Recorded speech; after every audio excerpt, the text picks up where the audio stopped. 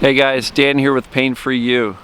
Today I want to talk about belief, and more importantly, what do you believe? And this goes deep. It's what do you believe about everything? About life, about yourself, about your pain, about your symptoms, about your medical diagnosis if you've got one. What do you believe about your family? What do you believe about the way you interact with the world? Do you believe you are not good enough? Do you believe you're wonderful and the best thing since sliced bread?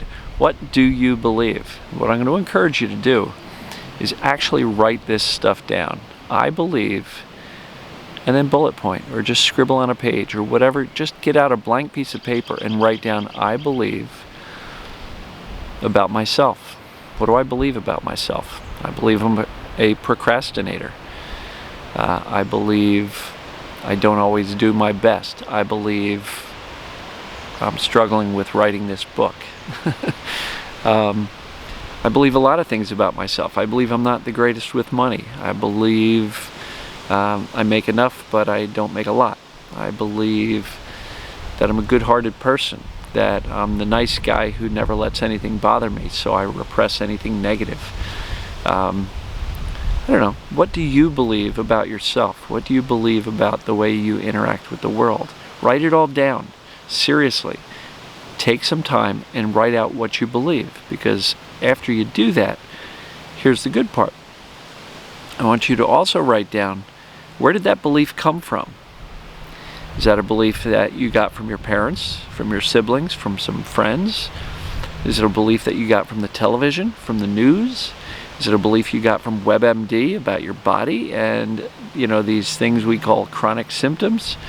Did you believe, did you get it from Wikipedia? Did you get it from these Facebook groups?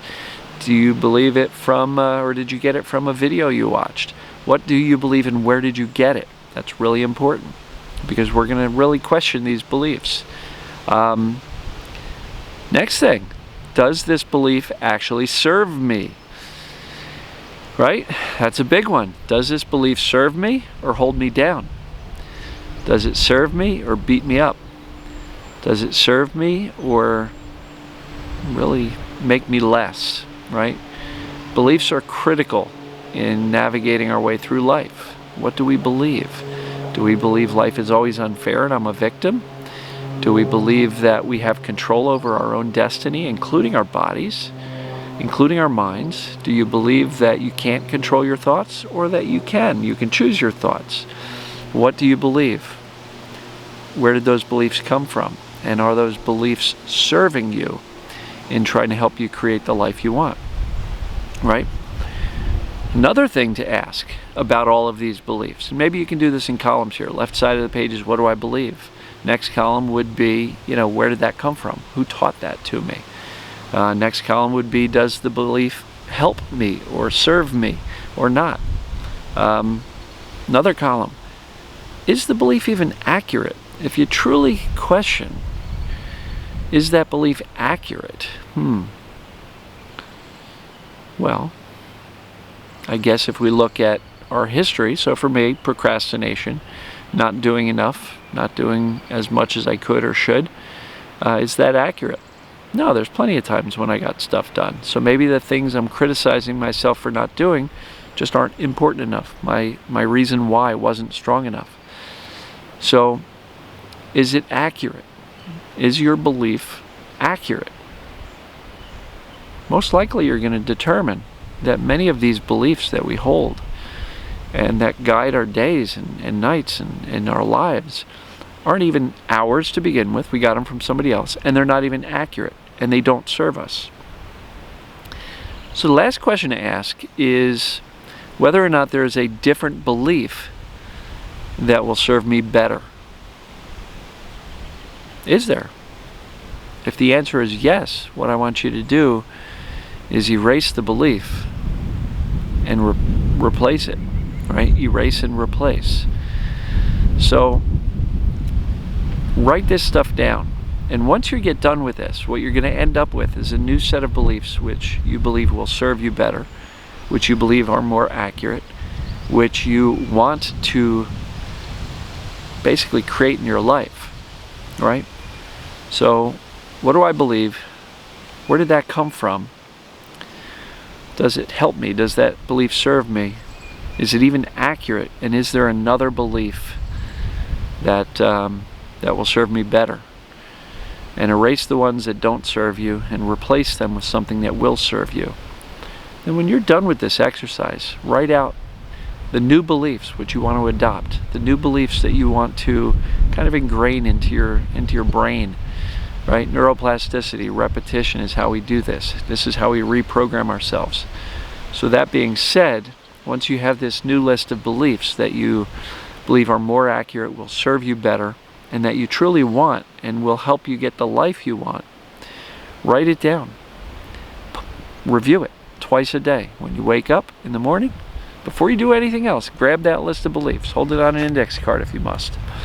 Write down that list of beliefs. Review it when you wake up. Review it right before you go to bed. And look, several times throughout the day, pull that index card out. Better yet, hang it on the bathroom mirror, or hang it on the wall in front of the toilet where you sit, and you're gonna see it every day. And what we want to do is, just through repetition and review and thoughtfulness, start to question these old beliefs that aren't serving us any longer, that were given to us by somebody else, or our upbringing, or the media, or whomever.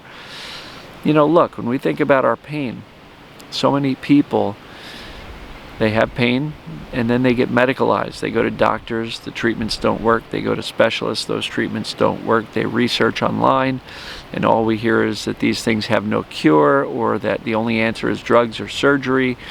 And then we even try some of those and they don't work. And before we realize it, our belief is, I am broken. My body's messed up. And then somewhere along the lines, we hear about Dr. Sarno and this mind-body connection and this stress illness or distraction pain. And then we start experimenting with that. And then we play around with that for a while. We even commit to it, but yet it doesn't work. And then we start to believe that maybe it works for other people, but it's not going to work for me. That's the belief of many of us out there. And I believed that for a long time. Look, it took me 13 years to beat my pain, 12 of which I knew about Dr. Sarno. So trust me when I say my belief was that I absolutely knew for certain that TMS is what was going on with me. But I didn't believe I could fix it. I didn't believe I could get better. I would get better, then it would come back. I'd get better, and then it would come back even harder. Then it would stay. And just, you know, over a decade of struggle with this thing called TMS and, you know, distraction pain or stress illness. So trust me, to believe that I could get better took some decisions, took some commitment, took some chutzpah, if you will, whatever that word is. And it really took a decision that I didn't care if I got better. I was just going to live my life anyway. I literally stopped caring if I got better or not and said, hey, I'm only in my mid-40s. And if this is the way it's going to be, whatever. I'm still going to enjoy my life, right? And I'm not telling you to accept your pain to the point where you don't want it to leave. But what I'm telling you is that sometimes accepting where you are, the truth of right now, the reality, is a really good turning point to say, hey, I'm not going to resist this anymore. I'm going to do the work. I'm going to do the process. I'm going to feel my emotions. I'm going to convince myself I'm safe with these emotions and I'm safe in my body. I'm going to learn to believe that I can get better and that my body has an innate ability to heal and that my brain truly doesn't want me to suffer. It's just thinking that the emotions are too scary, dangerous, and overwhelming, so it feels it must distract me from that to protect me from these emotions. So once you decide and learn to believe that these emotions are not scary or dangerous, you can start to feel them better. Now look, belief. I have two stories to share with you quickly. Two folks I talked to 2 days ago. One started the call by saying he's not an emotional person. He doesn't feel anything. And he's always been that way, right? And so he basically has convinced himself, he believes that he's a non-emotional person. Nothing ever really bothers him. And we talked for a while, over an hour. And there was a point where kind of something slipped out. And this person was talking about 2 instances where he gets upset. One of them was when he's around smokers and he's got to breathe their smoke. And he said, "Oh, I really hate that." And I kind of latched onto that and said, "Aha, look, you do get pissed off, right?" And so the conclusion of the conversation was, maybe he has challenges feeling his emotions because for the past 20 plus years he's been telling himself, "I don't feel emotions. I'm not an emotional person." Even my parents and my family would say, "You're not very emotional. What's wrong with you? How come you don't seem to feel emotions?" And he got this label or this belief system from others, and then he repeated it to himself, and he even repeated it to me like several times over this hour-long phone call. So imagine how many thousands of times he's repeated to himself, "I don't feel emotions. I'm not very emotional." And as a result, his brain is just delivering to him that which he is instructing it. And so what I encouraged him to do is change his language, change the script. He is capable of emotions, and he did touch on that when he talked about smoking and being around smokers. He got kind of pissed off, and I could tell his voice changed a little bit on the call. And it was a major shift for him because it all goes back to the core concept I like to teach, which is we believe that which we think, say, and repeat to ourselves most often. If you believe you're never going to get better, and you say that, and you think it, and you repeat that over and over and over and over again, your brain's going to deliver that, right? The brain has no choice but to deliver to us that which it believes we want. And so, belief, really, really strong. There was another lady I spoke to 2 days ago. I had 2 calls with 2 people. And this lady was also very much the same. I don't get upset at much. I'm really not very upset. I'm not an emotional person. But what she told me was that she had a really tough childhood and a very difficult mom and a really chaotic upbringing.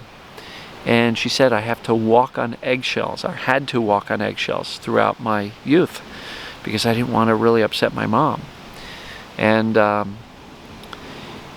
she also shared that, she had a second husband, and they had a couple of fights early on, and I guess she may have decided, based on her previous experiences with getting into emotional confrontations with people, that she might want to walk on eggshells a little bit with her new husband. She loves him dearly, and this is no knock on him. But what she then allowed me to, or what she shared with me, was that the home that they're living in, he picked out. And she wasn't too fond on it for a number of reasons. But he insisted on it for a number of reasons, some of which was his ego. And, she shared with me she loves a front porch. And this home that he insisted on and wouldn't really consider her, her input, didn't even have a front porch. And so when we dug into that a little bit, I said, well, you sound upset about that. No, not really, it's okay. And she's justifying the fact that these emotions about him picking out the home that they live in, that didn't have the one thing she would have loved in a home, which is a front porch, she's justifying the fact that she can logically work her way out of being mad. And it all stems from this, I'm walking on eggshells because I don't want confrontation, I don't want challenges. But deep down, she actually acknowledged, yeah, I guess I am a little bit pissed off about the house choice and the lack of input into that decision. Then we dug a little deeper, and I probed a little deeper. I said, well, how about cleaning it? Do you have to clean the house? And it was a big house, right? And so for 2 people, it was an enormous house. And I said, well, who cleans that? Do you hire somebody? No, I clean it. Okay. I said, well, how do you feel when you got to go around cleaning all these rooms that nobody uses? and all these bathrooms that nobody uses for 2 people, right? And so there was another kind of eye-opening conversation there, that this woman who believed, there's the key phrase, her belief was she doesn't get emotional, she doesn't get upset about things. It's because she's been repressing it for so long she doesn't even realize she's doing it. And so her belief was, I don't get emotional, but yet through conversation we were able to kind of find little examples of, yeah, you do get pissed off, you do get upset, you do get hurt. Your feelings were hurt by this husband not considering your input on a decision as important as a home. And so if you're listening, this is great news. It's wonderful news, because you are emotional, which means you can do this work without struggling. And so what if you were to take this belief that I can't feel my emotions, and kind of leave it outside the door when you come in to do this feeling process, this emotional work that Sarno recommends and other experts recommend. What if you were to say, all right, I'm going to leave that belief outside. I can come pick it up later. But for now, I'm going to believe that emotions flow very easily and that I'm safe with these emotions. What if that were your new belief? Right? How would this work change for you? So hopefully those 2 stories ring a bell for some of you folks. And if you believe that you don't feel emotions easily, or that you don't feel negative emotions, why? Who gave you that? Where did that come from? When did you learn that? Do those beliefs serve you, or are they holding you back from doing this work, from getting free of pain?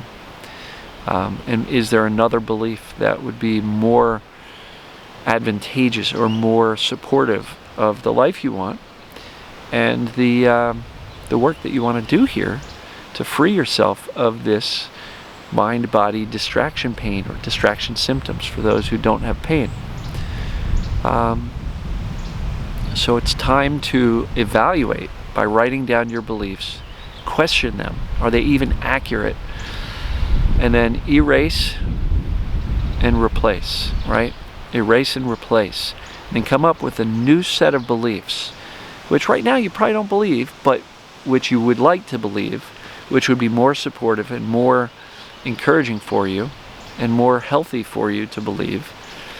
And write them down and review them first thing in the morning, last thing you do at night. Put those into your brain the moment you wake up, the moment you lay down, and then several times throughout the day. Post them on the wall where you can see them, often on a bathroom mirror, on the wall in front of the toilet, because as you know, we all kind of sit on that John several times a day.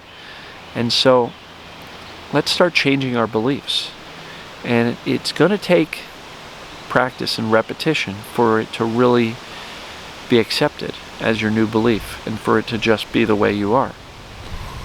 But like I said in the video yesterday, baby steps. Adopt a new belief every day. Let's say you've got 10 new beliefs you want to adopt. Start working on one at a time. Each day you're going to get better and better and better at believing that. Or review all of them, and each day you're going to get a couple of percentage points better at believing that. So through baby steps in this belief change, in this thoughtful, with intent decision on what your beliefs are going to be to support you better and to allow you to lead a happier life where you're not so self-critical and self-judgmental, you can shift, you can make a change. Belief change is possible. But if you never even take the time to deconstruct your beliefs, chop them up. Where did it come from? Where did I get them? Are they even accurate? Are they serving me? Those types of things. If you don't deconstruct them, we just kind of go through life on default, on autopilot, always just believing that, hey, what I believe is true. What if it's not true? What if you don't have to maintain those same beliefs? So I'm getting close to 20 minutes here, but this is a really, really, really important topic. So let me know what you think. And if you would like to, after you go through these exercises I've shared with you, write down and comment below. What are your new beliefs that serve you? Or comment on some of the beliefs you erased and replaced, right? Did this process open your eyes at all? Were there any aha moments here where the light bulb kind of went on? So anyway, please comment below. Let me know what you thought. Let me know how this exercise worked for you. And repeat this exercise often, because sometimes when we're not thinking, we just go back to the default mode and that program. So, love you guys. Hopefully this helps. And to the 2 people I spoke to 2 days ago, thank you. I appreciate your conversations. And I wanted to share these stories because it was very useful and very insightful, the things that we learned through the conversation. So for anybody who's still struggling, look for examples where your belief is not true, where your belief that you can't feel is not true. Was there ever a time that you got angry, or sad, or hurt, or upset, or fearful? If so, you feel emotions. Change the script. Erase, replace. So we'll talk to you guys. Love you.